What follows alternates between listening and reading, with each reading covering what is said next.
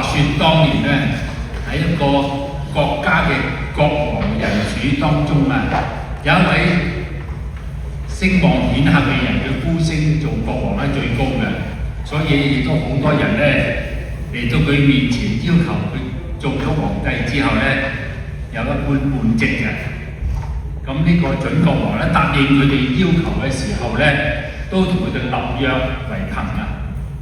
咁有一次有一個人前嚟啊，同佢要求佢做一個好重要嘅職位。咁當呢個準國王答應佢嘅請求，準備寫下約書嘅時候，嗰個人咧就對準國王話：常言有云啊，君無戲言啊，一言九鼎。咁又何須立約作實咧？呢個準國王一聽到之後咧，非常之高興喎！哇！呢個係我最大嘅榮耀，因為事情雖然未曾兌現啊，但係佢對我嘅説話已經確信無疑啊！呢個人真係朝廷之福啊！嗱，喺約翰福音嘅第1章啊，第35至39節咧有咁嘅記載。佢話當約翰咧睇見耶穌走過嘅時候，佢就注視耶穌咁話：看天主嘅羔羊。咁佢兩個門徒聽到佢所嘅説話咧，就跟隨咗耶穌。呢個所謂聽不如看。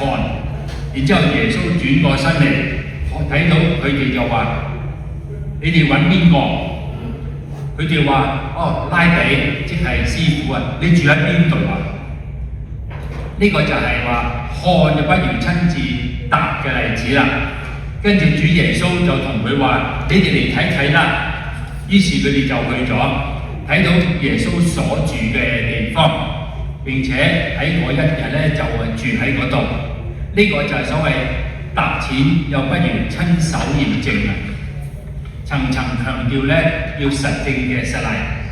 嗱，今日嘅福音同埋第2篇嘅讀經咧，帶出咗一個非常優美而且神學層次極深嘅主題，就係話從耳聞、目見、相遇、宣認，最後進入咗雖不見而信嘅更高境界。我哋中國人咧，亦都有一個好智慧嘅話：喂，耳聞之不如目見之，目見之就不如觸淺之，觸淺之就不如手辨之。呢句説話就係咩？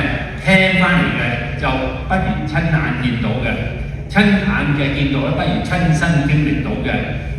而真正嘅確信咧，就係親自去接觸，親自去體驗。所以今日嘅福音正係一個最生動嘅例子，而個主角咧就係多默宗徒。所以當耶穌復活之後顯現俾門徒嘅時候，多默亦都不在場。其他嘅門徒話俾佢聽啦：我哋見到主啦，好開心啊！但係多默咧，佢唔係話冇聽到啊，佢係聽到佢哋所講嘅嘢，但係佢仍然講話咩啊？除非我睇見，除非我親手觸摸佢，否則我唔信。呢個其實説話好真實嘅。雖然保祿宗徒喺佢羅馬書第10章講到全福音，佢將佢顛倒嘅次序嚟講，話人如果唔信佢，又點可以呼號佢嘅名呢？從未聽過佢，又點能夠信佢呢？冇宣講嘅，又點能聽到呢？若果冇奉派遣嘅，亦都點樣去宣講呢？畢竟信仰如果只係話咩？我嘅信仰係父母嘅信仰，係我配偶嘅信仰，係神父執事修女嘅信仰，亦都係教會嘅信仰，而唔係我自己經歷嘅信仰。咁樣話俾你聽，當危機一嚟咧，你個信仰就會動搖啊！嗱，多默嘅問題，佢唔係淨係懷疑啊，而係佢因為佢冇親自去預見過，所以8天之後咧，當耶穌再次顯現，佢第一句説話，耶穌冇責備佢，而係平安。耶穌話咩啊？願你哋平安。然之後耶穌特別轉向多默話：將你嘅手伸過嚟，弟兄姊妹啊，請注意呢一點啊！耶穌知道多默講過佢每一個説話，天主係冇因為人嘅懷疑而遠離，反而更加接近佢。信仰唔係因為我哋強而係因為天主願意主動嚟接觸我哋。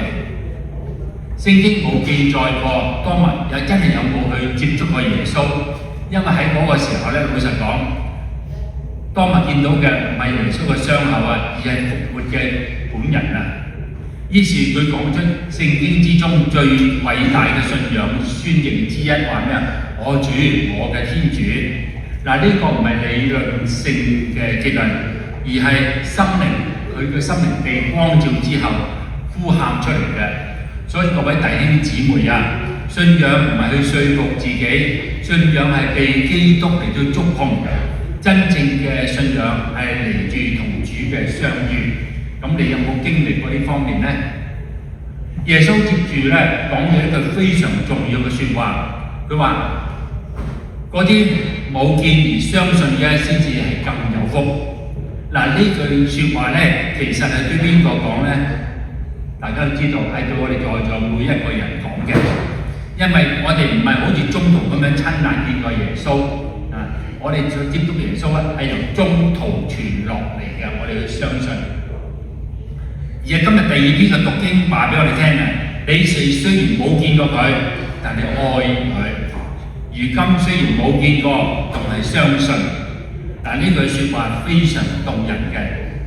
伯多祿描述嘅就係冇看見，但係真實愛住基督嘅人，呢個就係成熟嘅信德。耶穌指出最高境界唔係睇見，而係喺睇唔見之中仍然相信，就好似聖體咁樣，大家睇唔到，睇見一份現嘅，仍然相信。因為呢種信德就更加純粹啊！所以弟兄姊妹我哋冇失去機會，復活嘅主而家仍然臨在臨在喺聖體聖殿之中，臨在喺天主嘅聖靈之中臨在喺我哋嘅團體之中，喺我哋祈禱之中，更加喺我哋嘅生命經歷之中。其實我呢度在座好多教友嘅問題，佢唔係唔相信而係冇機會俾天主讓自己去到遇見佢。我哋將我哋嘅心 close 咗，天主入唔到我哋嗰度。所以我哋至少做一件事，當日係冇離開團體而8天之後佢仍然喺度，所以佢最後遇見咗主所以弟兄姊妹也喺我哋每一個人嘅生命裏邊都有個好似當日嘅時刻，有懷疑嘅時刻，有痛苦嘅時刻，佢睇唔見天主嘅時刻或者俾人出賣我哋嘅時刻。但係福音話俾我哋聽一個非常安慰嘅事，就係主願意你再嚟一次，呢個只係為你一個人。而當你真真正正遇見佢，尤其喺修和聖事之中，當你被赦免罪過嗰一刻，你會出嚟好開心講一句説話：我嘅主我嘅天主。當日中途因為睇見而相信，我哋喺冇看見之中仍然相信。所以我哋嘅福分並唔係比中途少反而更大。呢度講完不過順道一提，每一年嘅復活期嘅第2主日教會都係依從耶穌嘅吩咐定為神聖慈悲嘅瞻禮。除咗要我哋相信佢賜俾宗徒們赦罪嘅權柄建立咗告解聖事之外，亦都紀念主耶穌喺1930年至到1938年呢8年之間好多次顯現俾波蘭人愛之母修女嘅傅天娜高華斯加修女要佢向世界宣示佢對我哋嘅無限愛情。相信在座好多人都熟悉呢一項嘅敬禮意義，我哋 Divine Mercy 係咪慈悲串經不過呢度特別俾一個好靚嘅 coupon 俾大家，你去 supermarket 有 coupon 買1送4呢個送好多，計唔計？好啦，佢話咩搞嘅？凡喺今日或者通常喺前後20日之內你去辦妥當告解，參與彌撒，熱心領聖體，同埋咧完全係冇依戀任何小罪，亦都練一篇天主經、聖母經、光明經，而且呢個係依照教會嘅意向去嚟到做咧，你係可以獲得一個全大赦。希望能夠大家好好把握呢2個禮拜去獲得全大赦。願天主降福大家。